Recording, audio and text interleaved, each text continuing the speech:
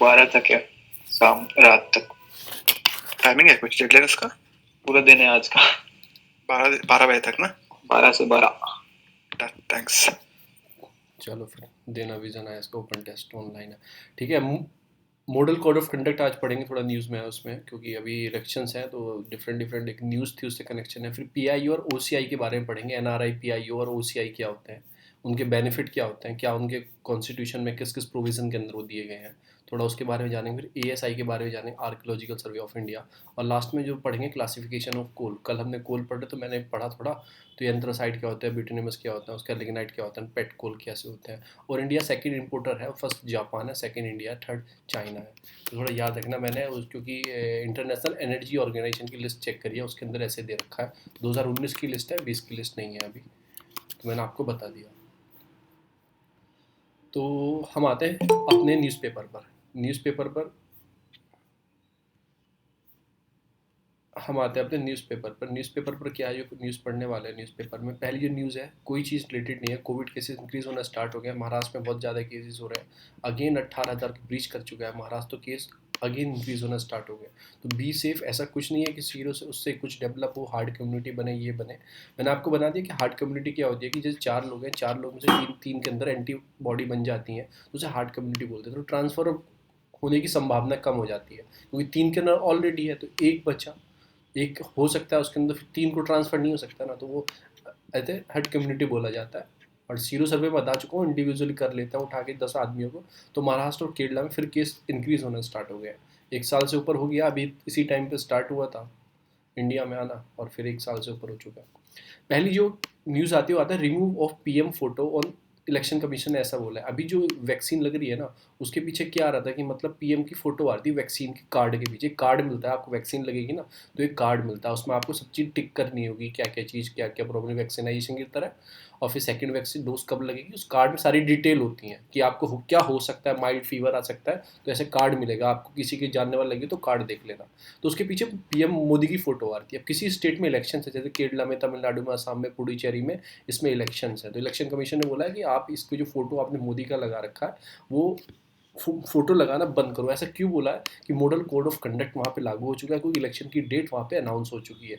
जैसे ही इलेक्शन की डे अनाउंस होती है, मतलब डेट अनाउंस होती है, वैसे ही model code of conduct apply हो जाता है। तो मैं उसके बारे में आपको दोबारा बता देता हूँ। एक बार मैंने बताया था, तब यही न्यूज़ आई थी कि जो पार्टीज थी उन्होंने इलेक्शन कमीशन में गुहार लगाई थी कि जो फोटो आ रहा है उसको हटाया जाए, तो अब एक्शन लिया इलेक्शन कमीशन ने, वो हटा दिया। तो ये मॉडल कोड ऑफ कंडक्ट क्या है, गाइडलाइन है issue by the EC. Issue जो गाइडलाइंस इशू करती है, रेगुलर पॉलिटिकल पार्टी को कैसे वर्क करना है, कैंडिडेट को कैसे रहना है, इलेक्शन से पहले कैसे चीज़ें करनी है। ये मैंडेटरी आर्टिकल 324 के अंदर इलेक्शन कमीशन के जो आर्टिकल 324 है, जो पावर देता है आपको सुपरवाइज करना और कंडक्ट करना फ्री एंड फेयर इलेक्शन को, तो ये मैंडेटरी है एक तरीके से। और एमसीसी जो ऑपरेशनल मतलब करती है, जिस डेट से ही अनाउंस करेगी वो डेट इलेक्शन की, उसी डेट से model code of conduct announce हो जाता है। तो ये लाइन याद रखना, ये प्री के लिए इंपॉर्टेंट होती है।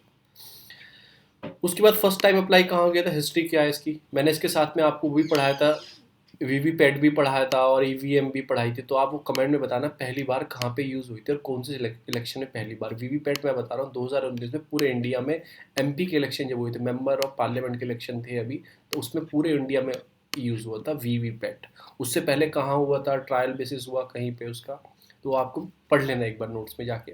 तो केरला में 1960 में हुआ था, और state administrative prepare code of conduct political act है एक तरीके से। लोकसभा के इलेक्शन में पहली बार 1962 में हुआ था। देखो केरला में एक तो मॉडल कोड ऑफ कंडक्ट हुआ, केरला में एक चीज और हुई थी, आप देखना क्या चीज हुई थी। आई थिंक ईवीएम इसी में हुआ था।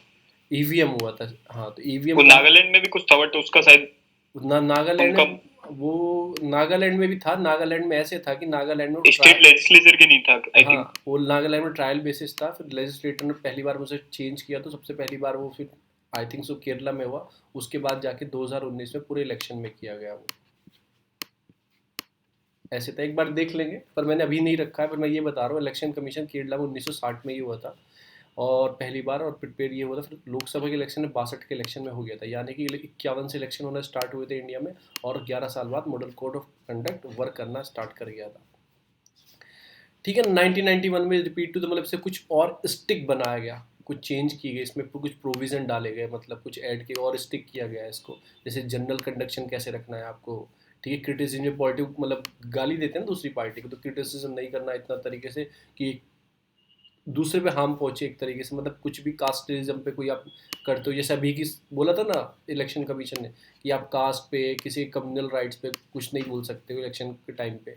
मीटिंग तुम्हें कैसे कंडक्ट करनी है, प्रोसेशन कैसे रखना है आपको, पोलिंग डे में आपको कैसे रहना है कि 48 आवर्स पहले आपको वो एडवर्टाइजमेंट और ये सब पोलिंग बंद कर देनी है अपनी, पोलिंग बूथ पर कैसे रखना है, ओनली वोटर्स कैन एक विद वैलिडिटी पास के साथ, जो वैलिडिटी कार्ड होता है इलेक्शन कमीशन का उसके साथ एंट्री करेंगे, ऑब्जर्व करेगी इलेक्शन कमीशन, उसके पार्टी इन द पावर रहेगी, ठीक है ना। तो ये सब चीज़ें इसमें कंडक्ट की गई, बस आप इसके नाम याद रख लेना कौन कौन सी चीज़ें, एक तरह से पूरे इलेक्शन का सिनेरियो इससे कंडक्ट किया जाता है, ठीक है ना। और सबसे मेन बात क्या है, इसके पास कोई सेक्रेटरी बैकअप नहीं है, कि मतलब कोई इसके पास सेक्रेटरी कोई एक्ट नहीं बनाया गया स्पेशली इसके लिए।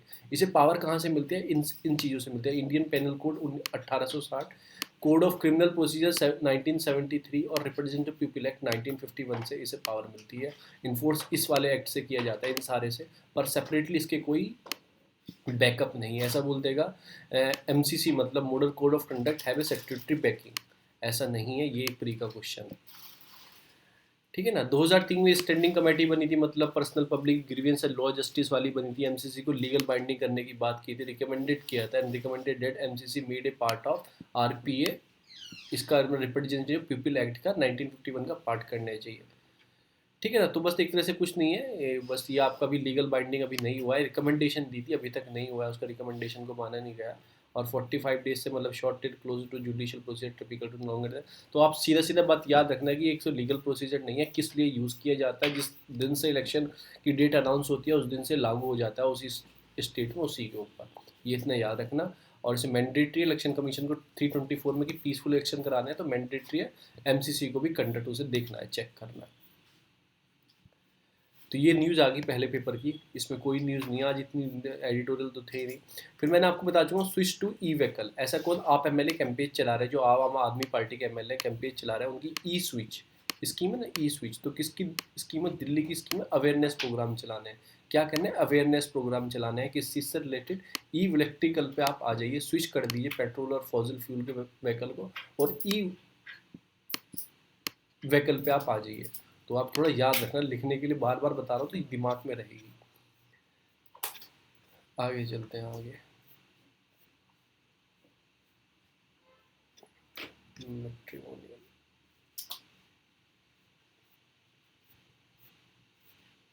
इलेक्शन से ही रिलेटेड न्यूज़ आएंगी, क्योंकि अब 4-5 स्टेट में इलेक्शन है, तो उनसे ही रिलेटेड न्यूज़ आने वाली है मोस्टली पेपर में।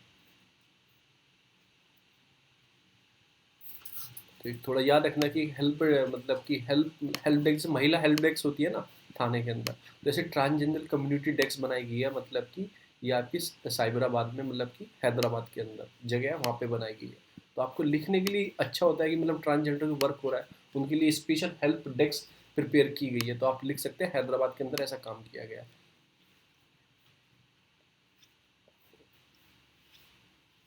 आगे चलते हैं, ये पहली न्यूज़ आती है, मैं आपको कई बार बता चुका हूँ, India Japan cool to Colombo offer, the new project जो मिला है उन्हें, जो पहले क्या था, east terminal container terminal develop करना था, फिर वो चाइना ने बैकअप ले लिया कि मतलब नहीं ईस्ट वाला नहीं, आपको वेस्ट वाला देते हैं, वेस्ट वाला देते हैं, तो अब वो मान गए हैं, और हमने इसका जो टेंडर है अपना अडानी ग्रुप को दे दिया, वो डेवलप करेंगे, अडानी ग्रुप डेवलप करेंगे ये वाला जो ईस्ट वाला, अब जो हमें मिला है वेस्ट वाला जो मिला है, ठीक है, बस इतना याद रखना। जापान ने बोला है कि मतलब कि आपने गलत किया कि पहले ईस्ट छीन लिया, ऐसे तो हमारे मतलब आप कभी भी कुछ भी छीन सकते हो, पहले आपने कॉन्ट्रैक्ट ही क्यों साइन किया, बाद में मना कर दिया उस कॉन्ट्रैक्ट से, तो एक ऐसे जापान ने इशू इरेज किया, पर अब कुछ नहीं, अब वो ऑफर मिला है तो उस पर वर्क वो करेंगे।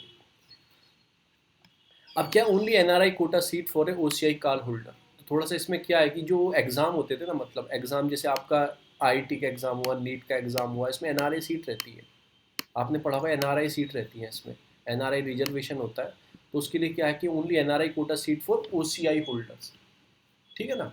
तो जो ओसीआई होल्डर्स होते हैं वो हमारे सिटीजन्स नहीं होते हैं, एनआरआई सिटीजन्स होते हैं इंडिया के, पर वो विदेश में रह रहे होते हैं, वो एनआरआई होते हैं, ओसीआई इंडिया के सिटीजन्स नहीं होते हैं। अब इन्होंने क्या रहा है, एनआरआई सीट पे जो ओसीआई कार होल्डर्स हैं वो भी एंट्रेंस ले सकते हैं, तो एनआरआई की सीट खाली रहती थी, मेरे कॉलेज में भी खाली थी एनआरआई की सीट, तो उसमें क्या था, अब उसमें एडमिशन ले सकते हैं OCI होल्डर्स वाले भी। तो मैं आपको NRI, OCI, PCI क्या है इनके बारे में बताऊंगा थोड़ा सा, क्योंकि क्वेश्चन सिटीजनशिप एक अच्छा चैप्टर है, लोगों को याद क्यों नहीं होता है चैप्टर ऑफ पॉलिटी का, उसमें डेट्स होती है। फर्स्ट ऑफ ऑल क्या है, कुछ डेफिनेशन बता रहा है कि मतलब इतने लाख हैं, इतने वर्ड सिटीज है, हमें कुछ जानने की जरूरत नहीं। तो 3 कैटेगरी होती है, NRI, PIO और OCI। अब जो ये PI होता है ये मर्ज कर दिया गया था 2015 में OCI के अंदर। तो अब कितनी है NRI और OCI हैं इंडिया में, ऐसे याद रखना। NRI होते हैं नॉन आपके रेसिडेंट्स इंडियंस होते हैं, ठीक है ना। तो आपको याद रखना PIO और OCI जो होते हैं ये इंडियन सिटीजन नहीं होते, ये इंडियन सिटीजन नहीं होते, ठीक है ना। बट इनके जो एंसेस्टर थे या फिर इनके थर्ड फोर्थ जनरेशन वाले थे बैक में जो थे, वो कहीं ना कहीं इंडिया से लिंक रखते थे, इसलिए इन्हें क्या बोला जाता है, PIO और OCI, ठीक है ना। ये PIO जो फर्स्ट इंप्लीमेंट किया गया था, कार्ड जो बनाया गया था 2002 में इंप्लीमेंट किया गया था, जो फॉरेन नेशनल है, मतलब हमारे मतलब उन्हें बेनिफिट मिले कुछ, मतलब इंडिया के ओरिजिन से हैं तो उन्हें कुछ बेनिफिट दिया जाता था, आगे बताऊंगा क्या बेनिफिट दिया जाता था। OCI कार्ड होल्डर 2005 में इंप्लीमेंट किया गया था, और फिर 2015 में क्या किया गया, PIO को OCI में मर्ज कर दिया गया। तो अब दो ही कैटेगरी हैं आपकी, OCI और NRI। अब इनके बेनिफिट क्या थे, PIO के बेनिफिट क्या थे, देखो खत्म तो कर दिया पर हम थोड़ा सा जान लेते हैं क्या बेनिफिट थे। इन्हें वीज़ा लेने की ज़रूरत नहीं थी, जब इंडिया में ना आना है तो वो उठा के चल दो, इंडिया चलो। कोई स्टूडेंट को पढ़ने आना है तो कोई वीज़ा नहीं लेना इनके बच्चों को। एग्जिम तो रजिस्ट्रेशन करना पड़ता है, आप इसे इंडिया में आओगे ना तो आपको रजिस्ट्रेशन, यहाँ से आप US जाना, तो US कैसे बाहर निकलोगे, आपके इमिग्रेशन के लिए वो रजिस्ट्रेशन, कहाँ रुकोगे, किसके पास आए हो, भले से आपके पास वीज़ा है सबको आपको बताना होगा। तो उस रजिस्ट्रेशन जो करना पड़ता था इन्हें फॉरेन रीजन रजिस्ट्रेशन ऑफिस में जाके, वो नहीं करना पड़ेगा। और कुछ इन्हें NRI की कुछ सुविधा मिलेंगी, NRI की पूरी सुविधा तो नहीं मिलेगी, NRI की तो वोटिंग भी है ना, अभी वोटिंग की बात चल रही थी, वो बैलेट वोटिंग की बात चल रही थी, अभी तो उन्हें तो सुविधा भी है, पर इन्हें पूरी नहीं मिलेगी, कुछ उन्हें उनसे रिलेटेड इन्हें बेनिफिट भी मिलेगा। अब बेनिफिट मैं आपको बताऊंगा क्या क्या इन्हें बेनिफिट मिलेगा। ये क्वेश्चन आता है डायरेक्टली, कई बार बच्चे कंफ्यूज जाते हैं NRI OI और ये क्या होता है। कि क्या कर सकते हैं आप, एक्विजिशन करते हैं, होल्डिंग कर सकते हैं, डिस्पोज इन्वेस्टमेंट कर सकते हैं, एडमिशन ले सकते हैं बच्चों का स्कूल में, ठीक है ना, कुछ कैटेगरी जो है NRI की। तो ये कुछ है, कुछ बेनिफिट OCI के क्या है, तो OCI की आप याद रखना, क्यों याद रखना, क्योंकि आपका उसको मर्ज कर दिया है, इसके अंदर ही मर्ज कर दिया है आपका, PIO को OCI के अंदर मर्ज कर दिया। तो ये क्या है, ये इंडियन सिटीजनशिप ले सकते हैं, क्योंकि इनके पास वो रजिस्ट्रेशन करा के फिर उसके अंदर ले सकते हैं, अगर 5 साल इन रिमेनिंग इंडिया में रुक रहे हैं तो रजिस्ट्रेशन करा के नेचुरलाइजेशन से क्या ले सकते हैं, आपका इंडिया की सिटीजनशिप ले सकते हैं, ऐसी बात है इसमें।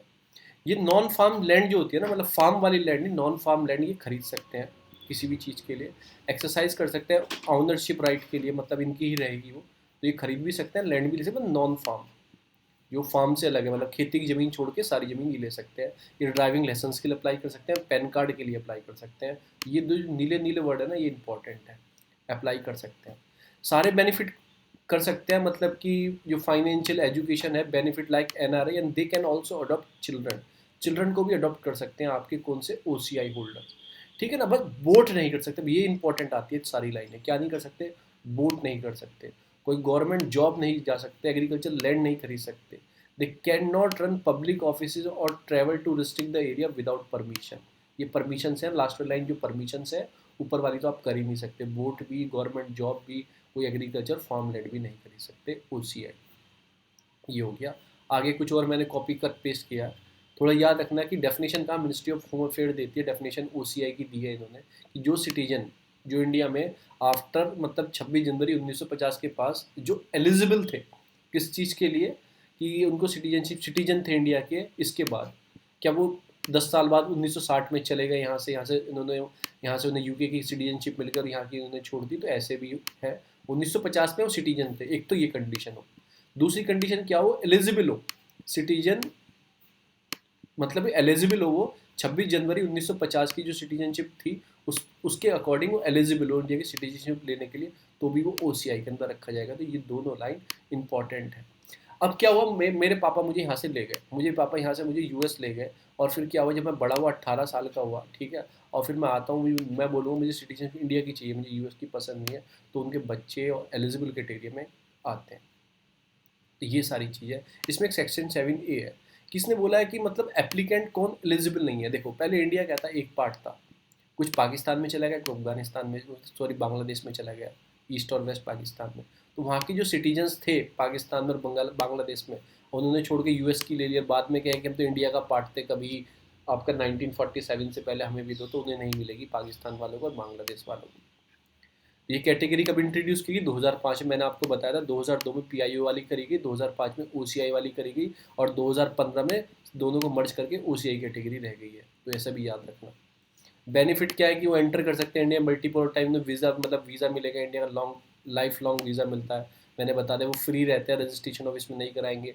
एलिजिबल रहते हैं, अप्लाई कर सकते हैं Indian citizenship. Special immigrant counter उनके लिए बनाए जाते हैं। वो पैन कार्ड नंबर और ड्राइविंग लाइसेंस भी मैंने बताया था, वो भी ले सकते हैं।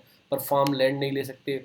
बैंक में अकाउंट खुला सकते हैं। एक और चीज़ आ गई, फार्म की लैंड नहीं ले सकते। उसकी लैंड की जो नॉन फार्म लैंड होगी उसके मतलब ऑनरशिप जो होंगे ना, जैसे मैंने खरीदी और मैं वहाँ का रहने वाला हूँ तो मेरे नाम भी होगी, मैं उसके राइट क्लेम कर सकता हूँ। आपका परमानेंट मतलब पैन कार्ड ले सकते हैं। लिमिटेशन क्या है कि जो मैंने ऊपर ही बताई थी आपको, ये वोट नहीं कर सकते, जॉब के लिए अप्लाई नहीं कर सकते, गवर्नमेंट जॉब के लिए परचेज नहीं कर सकते फार्म लैंड को, और रिस्ट्रिक्टेड रहेंगे। कुछ एरिया में विदाउट द गवर्नमेंट परमिशन, उसमें जा नहीं सकते रिस्ट्रिक्टेड एरिया में गवर्नमेंट की परमिशन के अकॉर्डिंग।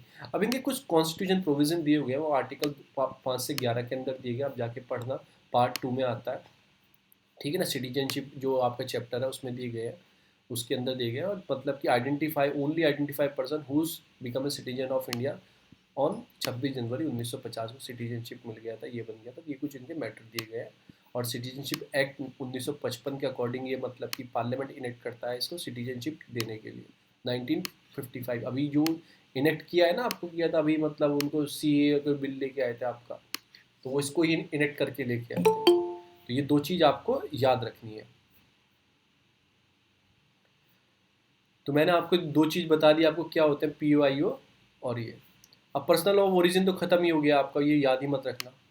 पीआईओ तो ख़त्म ही हो गया, तो मैंने ऊपर बता ही दिया आपको ऑलरेडी, तो इसको याद मत रखना। ये मर्ज कर दिया गया है ओसीआई के अंदर, पर पहले यही बना था। इनिशियल 2002 में यही बना था, ओसीआई तो बाद में बना था, पर इसे मर्ज कर दिया गया है अब ओसीआई के अंदर।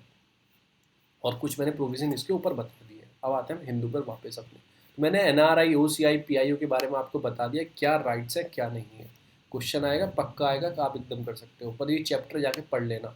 5 से 11 जो आर्टिकल्स हैं आपके, ये सिटीजनशिप वाला जो चैप्टर है वो जाके पढ़ लेना। फंडामेंटल राइट से पहला चैप्टर, फंडामेंटल राइट से पहला चैप्टर यही है। दूसरी जो आती है आपका JNCASR, जो इंस्टीट्यूट है Jawaharlal Nehru centre of advance scientific research. इसने मतलब एक स्मॉल मॉलिक्यूल्स डेवलप किया है। वो किसकी, जो आपकी बीमारी होती है अल्जीमिरिया डिसीज़ होती है, उसको मतलब रोकने के लिए उन्होंने मतलब क्या किया है। ये ब्रेन डिसऑर्डर होता है, बस आपको याद रखो। आपको डॉक्टरी नहीं करनी है, पीएचडी नहीं करनी है, बस आपको याद रखना है कि अल्जीमिरिया कौन सी बीमारी होती है। इन्होंने एक मॉलिक्यूल डेवलप किया है, ये ब्रेन का डिसऑर्डर होता है बस। ऐसी कुछ न्यूज़ आए रिलेटेड टू TGR 63। ये रिलेटेड टू मतलब कि याद रखना एक डाटा है और इसी बीमारी के लिए डाटा है। और ये इन्होंने बनाया है कि मतलब कि एमिलोराइड बेटा करके इन्हें पेप्टिटाइड बनाया है, जो मतलब हेल्प करेगा मतलब मॉल पार्ट उसको रोकने के लिए। अब ब्रेन डिसऑर्डर है ये, और ठीक है बहुत बड़ी बीमारी है, 131 मिलियन को हो जाएगी 2050 तक, ऐसा बोला गया पूरे वर्ल्ड में।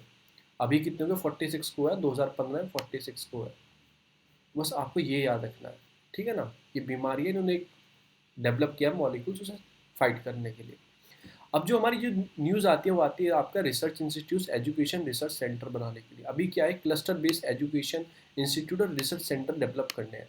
वो किस में बताया गया है, जो आपकी नेशनल एजुकेशन पॉलिसी 2020 आई है, मैंने बस बोला है ना, उसका फोकस क्या है, उसका फोकस इनोवेशन बढ़ाने के लिए, साइंटिफिक जो स्किल्स हैं आपकी नॉलेज है उसको डेवलप इन्हेंस करने के लिए ये जो एजुकेशन पॉलिसी आई है। और आपको पता ही है कितने भाग में डिवाइडेड है। जब क्या हो, आप ऑन टैप बेस आप चीज़ों को छोड़ सकते हो कि मुझे यहीं पे छोड़ना है। तो आपको पता लगा आपने बीटेक 2 साल कर ली, 2 साल कर लिया, आपको छोड़ना है, तो 2 साल में आपको एक फिर डिप्लोमा वाले स्टूडेंट हो जाएंगे, तो आपको डिप्लोमा बेसिस का वो देके आप छोड़ सकते हो। तो कुछ ऐसी चीज़ें आई हैं वो हमारे पढ़ने के लिए नहीं है, पर इसमें कुछ चीज़ का याद रखना कि मतलब कि हमें cluster basis approach multi discipline establish करने हैं कि यूनिवर्सिटी के अंदर प्रमोट करना है research direct to solve the contemporary national जो प्रॉब्लम्स है, जो जैसे कि इसमें क्या है कि इन्वायरमेंट रिलेटेड प्रॉब्लम्स है। तो आप क्या करो ना, मैं आपको बता दूँ ओवरथिंक थोड़ा सा। आपको पता है ई वेस्ट से हमारे इंडिया में बहुत बड़ी प्रॉब्लम है। तो आप क्या करो, इंस्टीट्यूट के अंदर ई वेस्ट का एक क्लस्टर बेस्ड चीज़ बनाओ कि ई वेस्ट पे काम करेंगे स्टूडेंट, रिसर्च करेंगे, कुछ इनोवेटिव थिंग लेके आएंगे। उनका मॉडल पूरा आईआईटी दिल्ली ने बना दिया, ई वेस्ट जनरेट करने वाला ये चीज़ से ई वेस्ट तो एनर्जी जनरेट हो जाएगी, तो ठीक है, उनका फुलफिल हो गया। तो ऐसी चीज़ों को डेवलप करो, ऐसी चीज़ों को बढ़ावा दो, ये इसमें बताया गया है। इसमें कुछ देशों की बात की गई, पेरिस की बात की गई, जापान की बात की गई, क्लेटेक करके जापान का है, कैलिफोर्निया की JPL कैलिफोर्निया की बात की गई। इनको आपको जानने की बात नहीं है। जापान की बात की गई, आपका स्कॉन इन डाई करके ये ग्रेजुएशन इंस्टीट्यूट एडवांस स्टडीज़ के लिए। तो ये कुछ इंस्टीट्यूट के इन्होंने एग्जाम्पल दिए हैं, तो ऐसा हमें डेवलप करना चाहिए, डायरेक्ट कॉन्टेक्ट करना चाहिए ऐसी रिसर्च। तो इंडिया का भी है, आपका होमी भाभा नेशनल जो आपका इंस्टीट्यूट आपका मुंबई में, तो आपको याद रखना है 2005 में होता है, डिपार्टमेंट ऑफ एटॉमिक एनर्जी के अंदर आता है। देखो एटॉमिक एनर्जी एक अलग पार्ट है, और उसके लिए हमने क्लस्टर बेस एक अलग इंस्टीट्यूट बनाया जो एटॉमिक पे वर्क करता है। तो आप ऐसे इंस्टीट्यूट डेवलप करो। अब ई वेस्ट के लिए हमें कुछ चीज़ करनी है, तो आप ई वेस्ट के लिए ही कोई अलग इंस्टीट्यूट डेवलप करो जो क्लीन एनर्जी पे बात करे। तो इस सारे आर्टिकल में यही बात की गई है। दूसरे देशों की यूनिवर्सिटी को इन्होंने एग्जाम्पल लिया है, और क्या है उसके लिए, जैसे IIT के स्टूडेंट है वो इंस्टीट्यूट में भेज देंगे, रिसर्च करेंगे, कुछ आपको सर्च करेंगे, स्पेशल उन्हें पैसा फाइनेंस प्रोवाइड दी जाएगी, तो वो कुछ ना कुछ ढूंढ लेंगे उसके। तो इसलिए इन्होंने बताया। अब मैंने कल भी आपको साइबर अटैक के बारे में पढ़ाया था, तो मैं आपको फिर पढ़ा रहा हूँ, आपको नाम याद रखना है चीज़ों का। रेड इको ओवर इंडिया, ये चाइनीज़ वाला आया था, जिसमें आपको मुंबई के जो साइबर अटैक हुआ था मुंबई पे, वहाँ की ग्रिड फेल हो गई थी, मुंबई की लाइट भाग गई थी ना। तो वो ये कौन था, रेड इको नाम याद रखना, पर नाम याद रखना, रेड इको रखना, आपका शेडो पैड याद रखना।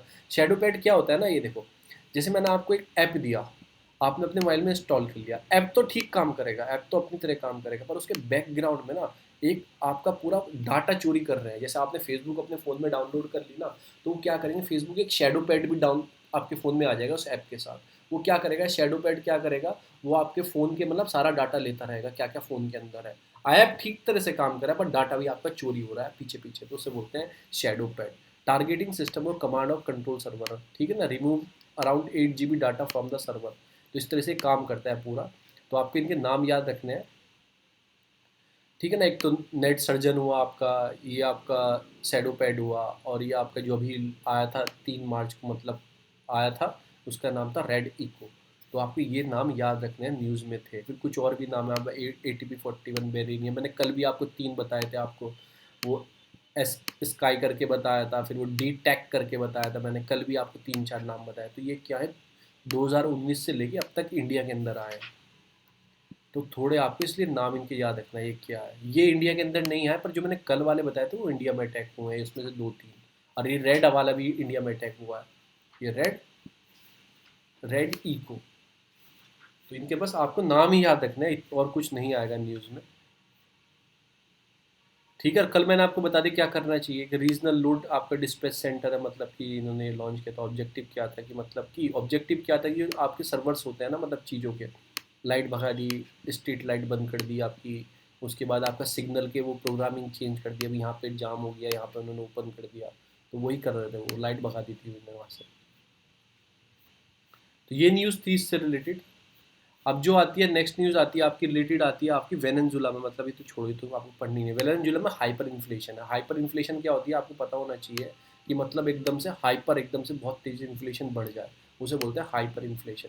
वहाँ क्या है, वहाँ एक आप पेट मतलब कि चीज़ भी लेने जाओगे ना, मतलब एक नमक की थैली लेने जाओगे, तो आपको जेब भर के पैसे ले जाने होंगे, इसे बोलते हैं हाइपर इन्फ्लेशन, ठीक है ना। फिर क्रिप्टो करेंसी की बात चल रही है। मैंने आपको एक चीज़ बताई थी, अभी क्या कर रहे हैं, कि पहले 2018 में मतलब कि RBI ने बैन लगा दिया क्रिप्टो करेंसी पे। फिर क्या बोला, कि मतलब कि सुप्रीम कोर्ट ने कहा आपकी तो रेगुलेशन ही नहीं है क्रिप्टो करेंसी, आपने बैन क्यों लगाया, उन्होंने और बैन को हटा दिया। फिर गवर्नमेंट ने क्यों हटाया, वो बैन क्यों हटाना पड़ा, क्योंकि लीगल बैकिंग नहीं थी RBI के पास क्रिप्टो करेंसी को देखने की।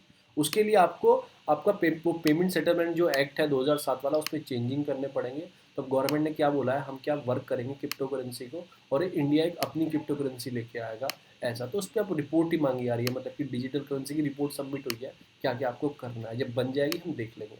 इसमें थोड़ी हिस्ट्री बताई है, देखो RBI 2018 में बैन किया, सुप्रीम कोर्ट ने 2019 में लिफ्ट कर दिया, मतलब गलत चीज़ है, आपके पास कोई लीगल बैकिंग ही नहीं है। जैसे वो बताया था ना, इंटरऑपरेबिलिटी थी, पहले वो पैसा वॉलेट टू वॉलेट में भेज सकते थे, फिर गवर्नमेंट ने चेंज कर दिया, हटा दिया, फिर वो लागू कर दी, जो हमने इकोनॉमिक्स से पढ़ा था। तो इस टाइप से पहले बैकिंग देनी पड़ेगी, लीगल बैकिंग RBI की, उसके बाद ही RBI सोच सकता है। तो ये कुछ न्यूज़ थी, और कोई न्यूज़ नहीं है। और ये वर्ल्ड कप से रिलेटेड एक न्यूज़ फ्रंट पेपर में थोड़ी सी बता दूंगा आपको। मैं ये ACI पढ़ाऊंगा, ACI अभी नीचे एक जगह न्यूज़ में आया है,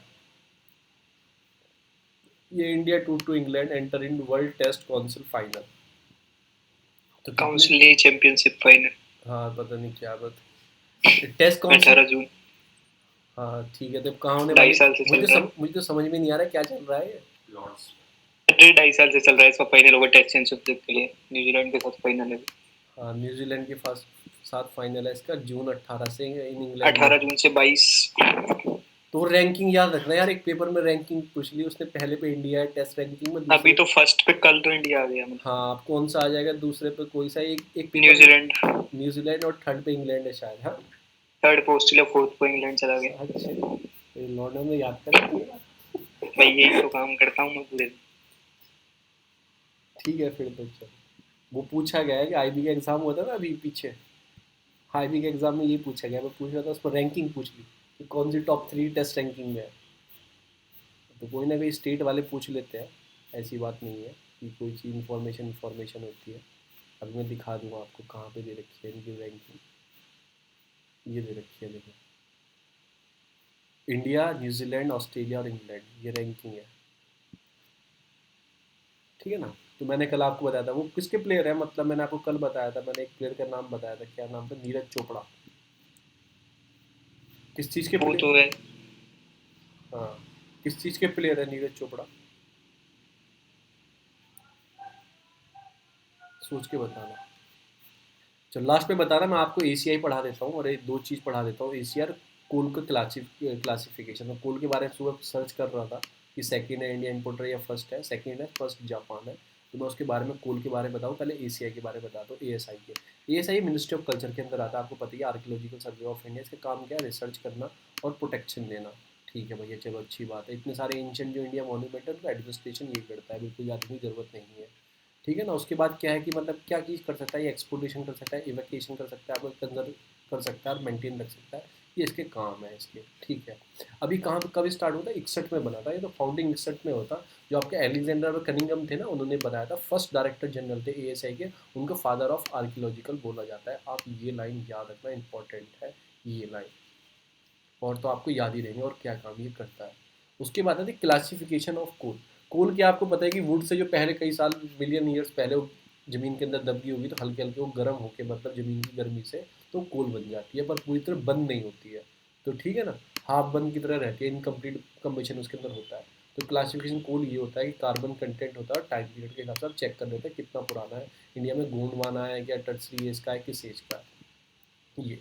तो सबसे बेस्ट कोल होता है वो होता है आपका एंथ्रासाइट। एंथ्रासाइट के इसमें हाईएस्ट कैसे डिफाइन करते हैं, जो कैलोरिक वैल्यू रहती है वो कितनी हाईएस्ट है कार्बन की, तो इसमें कितनी होती है 80 to 95%, यानी कि ये जैसे कोयला रखा तो ये 85% अपनी एनर्जी देगा, 95 जो उसकी कैपेसिटी है, उसे एंथ्रासाइट सबसे बेस्ट माना जाता है, बेस्ट क्वालिटी का। और ये बस एक ही जगह पाया जाता है इंडिया में, मोस्टली भी पाया जाता है जम्मू कश्मीर के अंदर, जिसको हम निकालते नहीं हैं।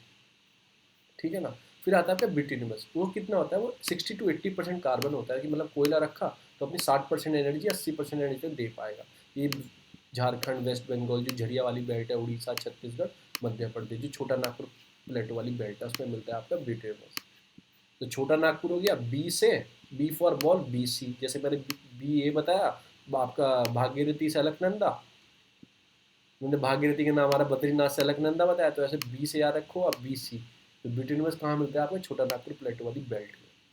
अब लिग्नाइट आता है, लिग्नाइट आता है 40 से 55 कार्बन रहता है, और इधर मिलता है आपका राजस्थान में मिल जाएगा, लखीमपुर खीरी, मतलब लखीमपुर खीरी नहीं, लखीमपुर आसाम में मिल जाएगा, और तमिलनाडु में मिल जाएगा। लिग्नाइट होता है, इसमें कम होते हैं, ये लगाने के लिए आते हैं, आपको सारे दे देगा अरेंजिंग अकॉर्डिंग कैलोरिक वैल्यू के हिसाब से। लास्ट में आता है पेट। ठीक है ना, इसमें कितना होता है, इसमें लेस देन 40% होता है, 1 से लेकर 40 तक। और ये वुड टू कोल मतलब कि लो कैलोरिफिक वैल्यू होती है। बस आपको इतना ये चीज़ याद रखनी है, तो आप एंथ्रासाइट, ब्यूटिनस, लिग्नाइट, पेट, ये याद रखना है। तो इतना ही था आज के न्यूज़ में, और कितना नहीं था, और कुछ नहीं है न्यूज़ में इतना। ठीक है फिर मैं तो रोक ही देता हूँ, कुछ पूछना है किसी को?